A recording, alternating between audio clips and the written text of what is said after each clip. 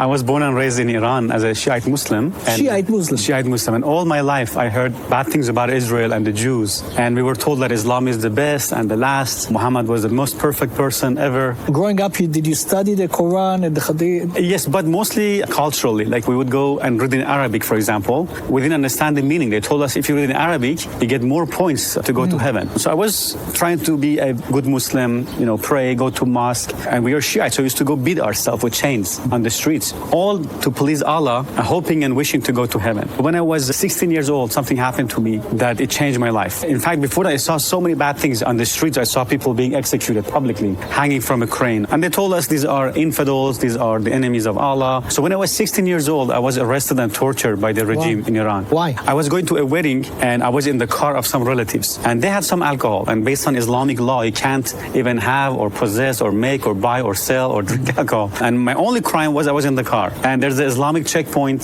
They pulled the car over and they began to smell the alcohol. They asked us to come out. They put us in a bus and they took us to a confinement, to a jail. And then they took all our clothes off, bare naked. And they start pouring cold water on us and whipping us with this big, thick electric cable. Then they threw us into a room, a small room, and we were choking, no food. And all that because you were sitting in a car? Sitting in the car. That somebody had alcohol in. Exactly. And I was 16. I didn't drink alcohol. I didn't do anything wrong. And I saw the cruelty of these people. I began to say, what kind of religion is this? What kind of justice is this? And my mother said, no, Islam is good. These people make it look bad. I said, okay. Then I began to do my own research. I began to read the Quran, the Hadith, and I saw, wow, so much evil in the Quran. Muhammad killed people. I saw Muhammad beheaded people, cut people's hand off. It says not to be friends with Jews and Christians, Surah 551. In Surah 929, Muhammad said, kill those who don't believe in Allah, His messenger, and in the religion of truth, which is supposedly Islam. Kill them unless they pay jizya, blood money. In Surah 928, he cursed the Jews and Christians. In Surah Muhammad, verse 4, it says, behead the infidels wherever you find them. So when I saw these things, I saw, wow, this could not be from God. So I lost my faith in Islam completely. So when I was 19 years old, for first time, I heard about Jesus, that Jesus is the Lord, and He died for me, and He rose from the dead. And I said, no, that's too good to be true.